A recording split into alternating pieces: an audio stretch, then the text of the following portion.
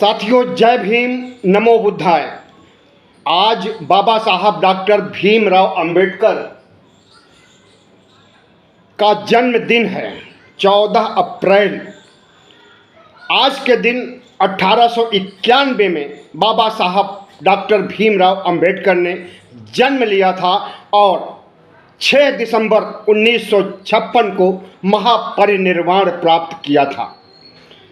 1891 से 1956 तक आजीवन बाबा साहब डॉक्टर भीमराव अंबेडकर ने ओबीसी, एससी, एसटी को उसका अधिकार दिलाने, ओबीसी, एससी, एसटी को मनुवाद की गिरफ्त से मुक्त करने, जातिवाद मुक्त भारत करने और संपूर्ण समाज को शिक्षित करने, संगठित करने और संघर्ष करने का मादा सिखाया था।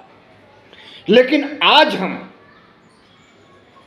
किस कगार पर खड़े हैं, आज कितना पतन हो चुका है, आप अच्छी तरह से देख रहे हैं कि इस देश की सत्ता मनुवादियों के हाथ में कैद हो गई है और वही मनुवादी आज चीख चीख करके कह रहे हैं कि हमें संविधान खत्म करना है, हमें 400 पार सीट दीजिए लोकसभा में, हम संविधान को खत्म कर देंगे, लोकतंत्र को खत्म कर देंगे, भारत की साझा संस्कृति को खत्म कर देंगे।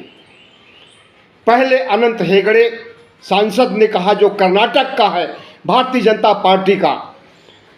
दूसरा लल्लू सिंह, जो कि अयोध्या के पास के सांसद हैं, उन्होंने भी कहा कि 370 पार सीटें दीजिए, हम संविधान खत्म कर देंगे, मनुवाद को स्थापित कर देंगे, मनुस्मृति को स्थापित कर देंगे।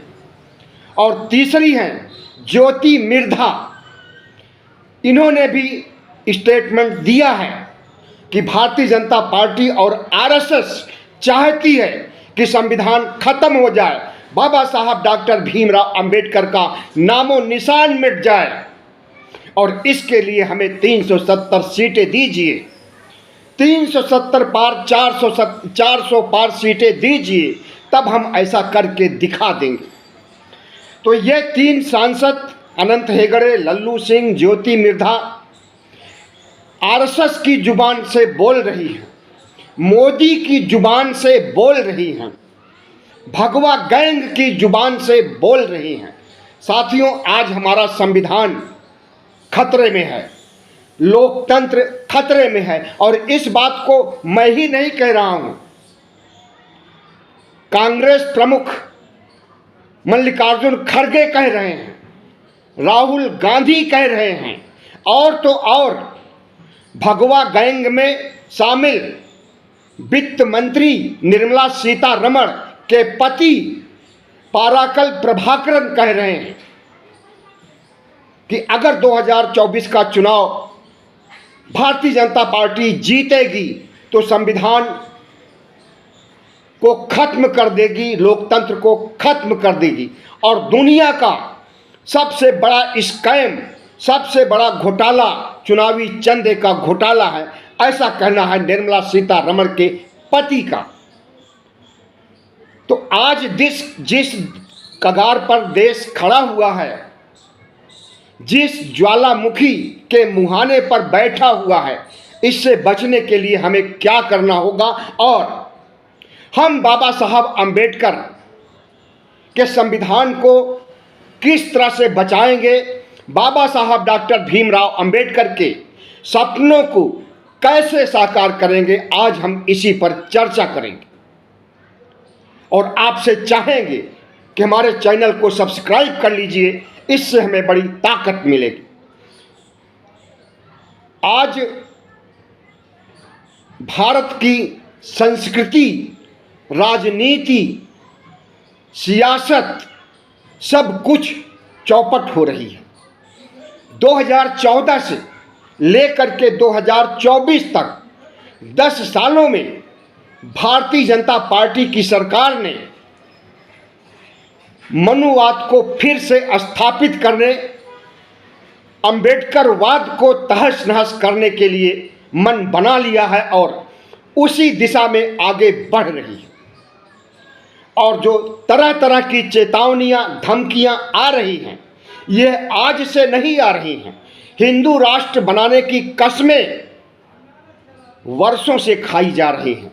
हिंदू राष्ट्र बनाने की मांग बाबा साहब अंबेडकर के संविधान लागू होने के पहले से हो रही है। 1925 में जब आरएसएस का गठन किया गया तो इसीलिए गठन किया गया कि भारत को हिंदू राष्ट्र बनाया जा सके।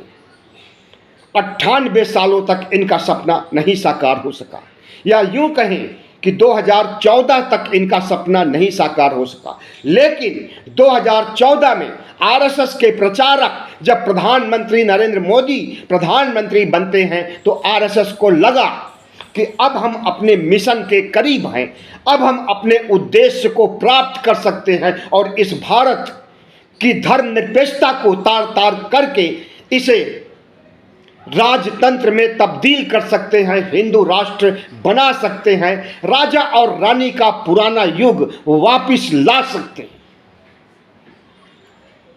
संविधान की जगह मनुस्मृति को स्थापित कर सकते हैं और उसी दिशा में आरएसएस प्रयास कर रहा है, भारतीय जनता पार्टी प्रयास कर रही है। और सबसे बड़ी बात, जिस संविधान की कसम खा करके मोदी दो बार प्रधानमंत्री बने हैं, उनकी मूक सहमति से सब हो रहा है। उनकी मंशा को व्यवहारिक रूप देने के लिए ये सांसद और उनके सलाहकार तक चीख चीख करके कह रहे हैं कि संविधान को खत्म करना है, हिंदू राष्ट्र बनाना है, धर्मनिरपेक्षता को खत्म करना है, संविधान के मौलिक ढांचे को उखाड़ फेंकना है। ऐसे समय में जब संविधान खतरे में है, लोकतंत्र खतरे में है, तो बहुजन समाज लोगों, अंबेडकरवादियों की क्या भूमिका होगी आप अच्छी तरह से समझ लीजिए। सबसे पहले अगर संविधान आप बचाना चाहते हैं, लोकतंत्र बचाना चाहते हैं, अपना वजूद बचाना चाहते हैं, तो सबसे पहले आरएसएस की सरकार को, भारतीय जनता पार्टी की संविधान विरोधी, लोकतंत्र विरोधी सरकार को उखाड़ फेंकना होगा। और उसके लिए समय आ गया है। ओट पर चोट करके 19 अप्रैल से 1 जून तक भारतीय जनता पार्टी को उखाड़ फेंकिए, वरना भारतीय जनता पार्टी और आरएसएस इस देश का तहस नहस कर देगा, बेड़ा गर्क कर देगा। न संविधान बचेगा, न लोकतंत्र बचेगा, न भारत बचेगा, न हमारी साझा संस्कृति बचेगी। तो अंबेडकरवादियों, खास करके ओबीसी, एससी, एसटी के लोगों से हम अपील करते हैं कि आंखें खोलें और मनुवाद के खिलाफ 56 इंच का सीना लेकर के सामने खड़े हों। मनुवादियों से लड़ने के लिए, मनुवाद को खत्म करने के लिए, मनुवाद को रसातल में भेजने के लिए तैयार हो जाइए। सही समय आ गया है। पहला वार मोदी को सत्ता से दूर हटाइए, सारी समस्याओं की जड़ खत्म हो जाएगी। जब प्रधानमंत्री नरेंद्र मोदी 2014 में प्रधानमंत्री बने,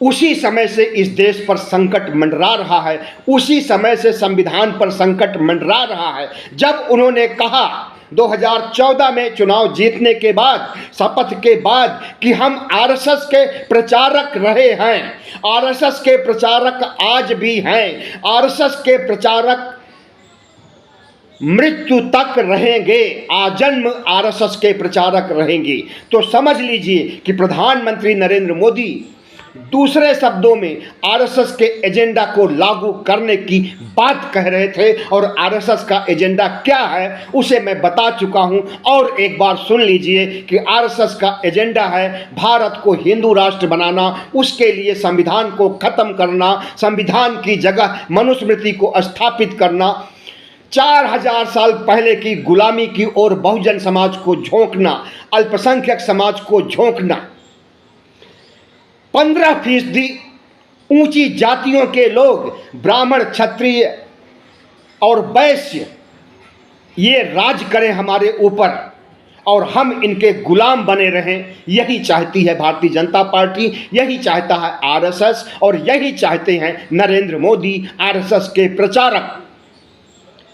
तो हमें सबसे पहले वोट पर चोट करके मोदी को हराना है, तभी हमारा देश बचेगा। और इसका दूसरा फायदा होगा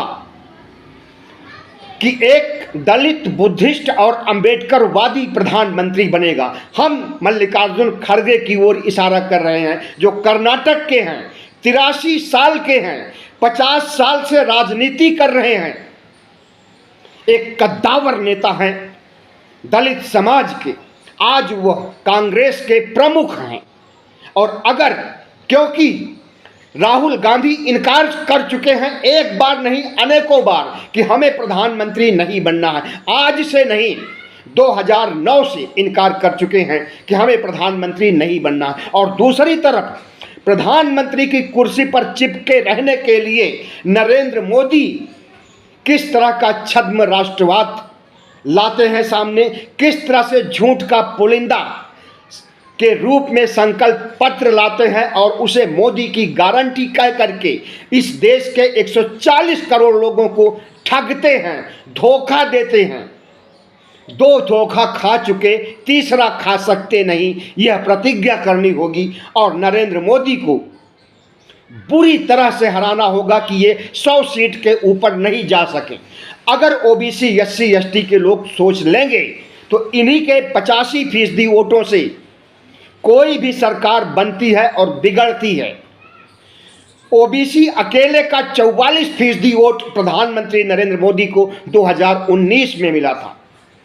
अगर इस देश का 63% ओबीसी, जो कि जनगणना, बिहार की जनगणना से साबित हो गई है कि इस देश में 63% ओबीसी हैं और सब मिलाकर के 90% बहुजन समाज के लोग हैं, यानी ओबीसी, एससी, एसटी हैं। तो सिर्फ ओबीसी के वोट से ही प्रधानमंत्री की नरेंद्र मोदी की सरकार जा सकती है और मल्लिकार्जुन खड़गे की सरकार आ सकती है, इंडिया की सरकार आ सकती है। क्योंकि ओबीसी 63% है, तो इसका मतलब कि 63% मतदाता भी ओबीसी के हैं। लेकिन ओबीसी जिस चिरनिद्रा में सोया हुआ है, जिस गुलामी और जहालत और गरीबी रेखा के नीचे बना हुआ है, उसको जिस तरह से प्रधानमंत्री नरेंद्र मोदी भरमा देते हैं, 5 किलो राशन दे करके, राम नाम का जाप करके, काल्पनिक देवी देवताओं और पाखंड अंधविश्वास का अफीम खिला करके, और उसी में वो मस्त हो जाता है और उन्हें वोट दे देता है। लेकिन इस बार संविधान को बचाना है, देश को बचाना है, आगे भी प्रजातंत्र को आगे बढ़ाना है और प्रजातांत्रिक ढंग से चुनाव कराना है, तो निश्चित रूप से ओबीसी को आंखें खोलनी पड़ेगी और मनुवाद को लात मार करके बाहर करना है इस देश से। यही मनुवाद हमें गुलाम बनाया, यही मनुवाद हमें हमारे धर्म, बौद्ध धर्म को तहस नहस किया, यही मनुवाद हमारे बौद्ध विहारों को छीन करके मंदिर में तब्दील किया, यही मनुवाद हमारे तथागत बुद्ध की मूर्तियों को हड़प करके विष्णु की मूर्ति बताया और तमाम हिंदू देवी देवताओं की मूर्ति में तब्दील करके पूजा पाठ करने के लिए हमें आगे बढ़ाया। और हम इतने अंधविश्वासी, पाखंडी कि उसके इशारे के पर हम काम करते रहे और अपनी ही चिता अपने हाथों से जलाते रहे। लेकिन अब ओबीसी, एससी, एसटी की आंखें खुल गई है और उनकी आंखें खोलने वाला कोई और नहीं है। 2 महापुरुष बैठे हुए हैं, पहले तथागत बुद्ध और दूसरे बाबा साहब डॉक्टर भीमराव अंबेडकर, और दोनों का सपना था इंसानियत को स्थापित करना, आसुरी शक्तियों को पराजित करना। इंसानियत को तो हम नहीं स्थापित कर सके, बल्कि आसुरी शक्तियों को अपनी कम बुद्धि की वजह से, अपनी विपरीत बुद्धि की वजह से आसुरी शक्तियों को जरूर स्थापित कर दिए 2014 में। 2019 में, और अगर आंखें नहीं खोलेंगे तो 2024 में भी फिर से आसुरी शक्तियों को हम स्थापित कर देंगे।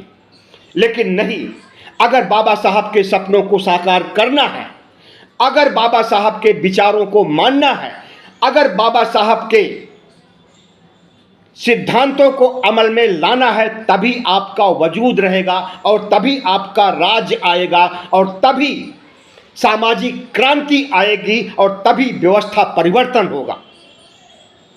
उस व्यवस्था परिवर्तन के लिए हमें आज से ही काम शुरू कर देना है। अभी तक मैंने कितना खोया कितना पाया उसको छोड़िए, आज से आप सोच लीजिए, आज एक ऐतिहासिक दिन है।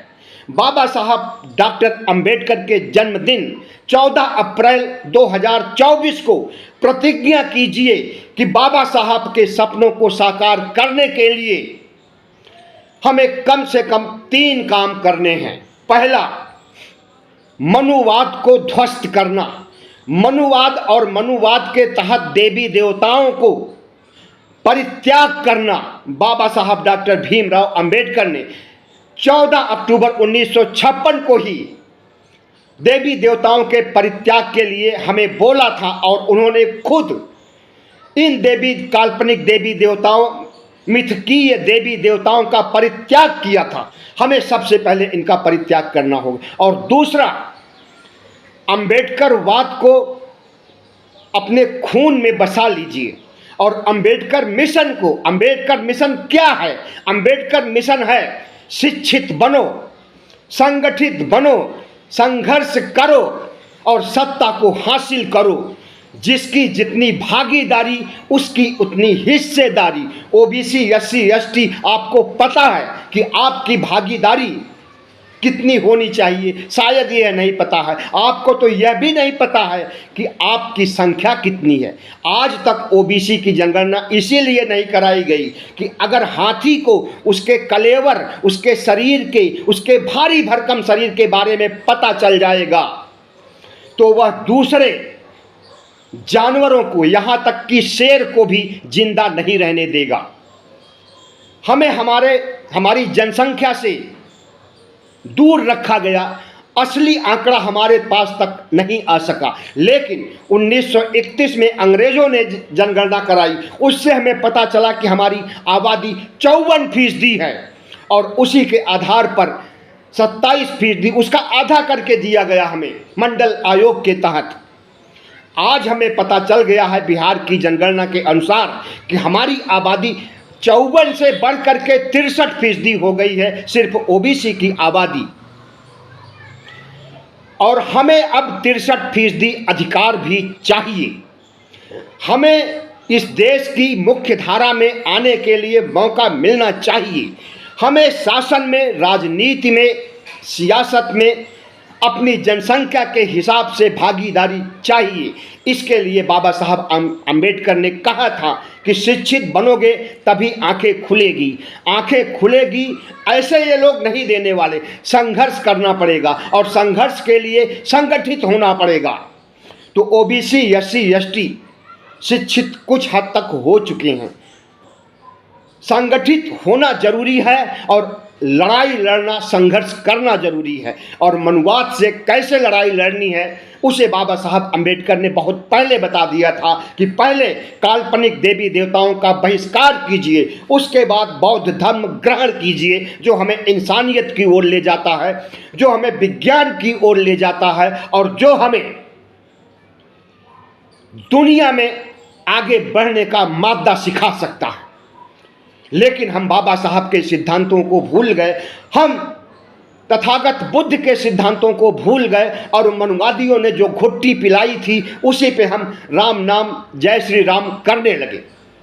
अयोध्या में जब 22 जनवरी को प्राण प्रतिष्ठा हो रही थी तो हिंदू समाज, ब्राह्मण समाज, शंकराचार्य तक इसके विरोध में खड़े रहे। लेकिन हमारे ओबीसी के लोग डफली बजाते हुए कह रहे थे कि जो राम को लाए हैं उन्हीं को हम लाएंगे। ये भारतीय जनता पार्टी के लोग, आरएसएस के लोग मान लीजिए कि राम होता है, भगवान होता है, पहली बात तो वो होता ही नहीं है। राम एक क्षत्रिय था, राजा का बेटा था, ब्राह्मणवाद को लागू करना चाहता था, लागू किया था, महिलाओं के खिलाफ अपराध किया था, शूद्रों के खिलाफ, ओबीसी एससी एसटी के खिलाफ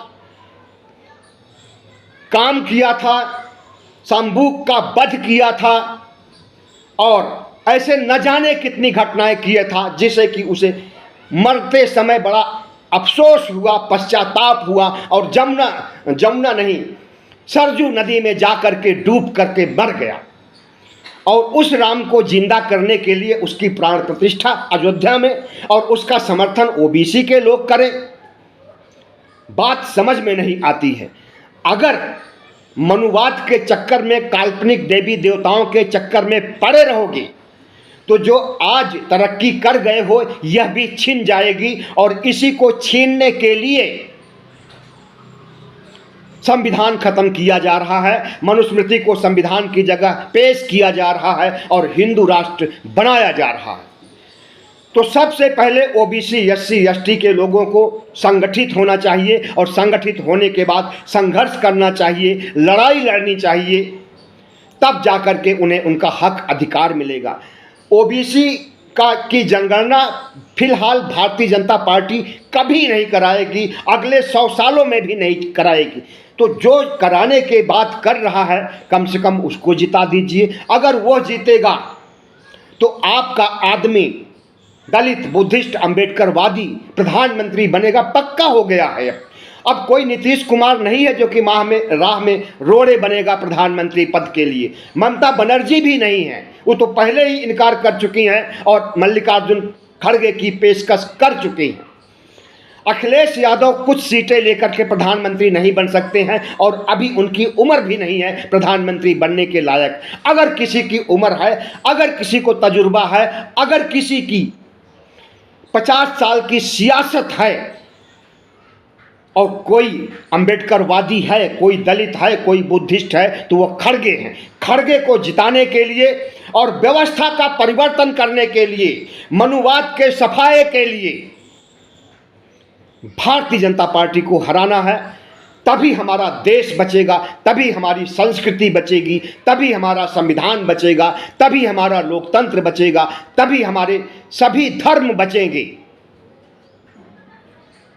आज अल्पसंख्यकों की क्या स्थिति हो गई है आप अच्छी तरह देख रहे होंगे कि मुसलमानों के खिलाफ किस तरह से फतवा जारी किया जाता है, ऐलान किया जाता है, धर्म संसद में उनका नरसंहार करने की बात कही जाती है, काट डालने, मार डालने, बलिदान देने, बलिदान लेने की बात कही जा रही है हिंदू राष्ट्र बनाने के लिए।